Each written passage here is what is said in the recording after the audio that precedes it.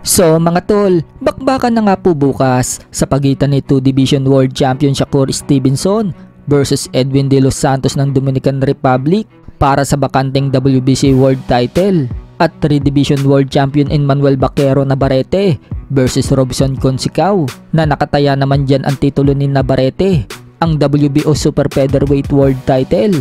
Gaganapin po ang laban sa T-Mobile Arena Las Vegas. Sa kakatapos nga lang po ng weigh-in, tumimbang itong si Robson Consicao ng 129.3 pounds habang tumimbang naman si Emmanuel Navarrete ng 130 pounds. Kapwa nga po nila nakuha ang timbang sa super featherweight habang sa main event naman tumimbang si Edwin De Los Santos ng 134.3 pounds habang tumimbang naman si Shakur Stevenson ng 133.8.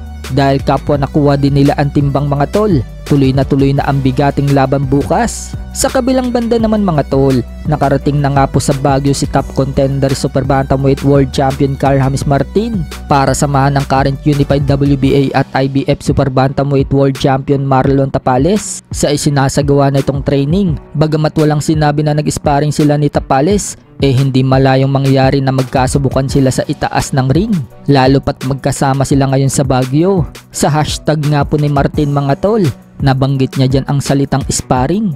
Bukod dyan, kung kumpiyansa si Tapales na kaya niyang in-knockout si Inoue, ganun din ang nakikita ni Carl James Martin. Ina-knockout umano ni Tapales si Inoue. Magiging future undisputed daw talaga si Tapales. Nagpasalamat nga si Martin dahil isang karangalan umano na makasama niya sa training ang 2 Division World Champion. Samantala, malapit-lapit na nga din po si Martin na mapalaban sa world title sa Super Bantam. Hinihintay lang na ito ang tamang pagkakataon. Sa ngayon, nasa number 4 spot nga po siya sa IBF.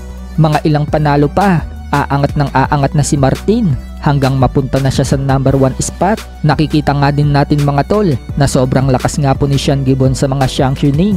Lalong-lalo na sa IBF, maraming Pinoy ang napapalaban sa world title sa IBF dahil kay Sean Gibbons. Speaking of IBF mga tol, dahil nasabi natin na malakas si Sean Gibbons sa IBF, mukhang may kumakalat na balita na gustong itapat si 8 Division World Champion Manny Pacquiao sa IBF Welterweight World Champion ngayon na si Jaron Ennis. Kung matatandaan mga tol, kamakailan lang binaklas kay Crawford ang IBF at napunta nga po yan kay Jaron Ennis. Kaya may kumakalat na balita mga tol na potensyal umanong makakalaban ni Jaron Ennis si Manny Pacquiao. So hindi nga po malayong mangyari yan mga tol, lalo pat alam naman ng karamihan na sinabi ni Manny Pacquiao na gusto pa niya muling maging world champion. Pero sa ngayon, sa mga exhibition pa lumalaban si Manny Pacquiao at hindi pa bumabalik sa tunay na laban.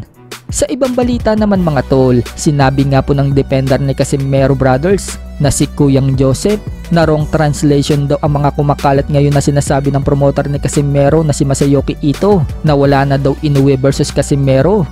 So napag-utusan nga po si Kuyang Joseph na member ng Treasure Boxing Promotion na si Mark Alesna na sabihin daw sa publiko na iba daw ang pagkakaintindi nila sa sinabi ng promoter ni Casimero.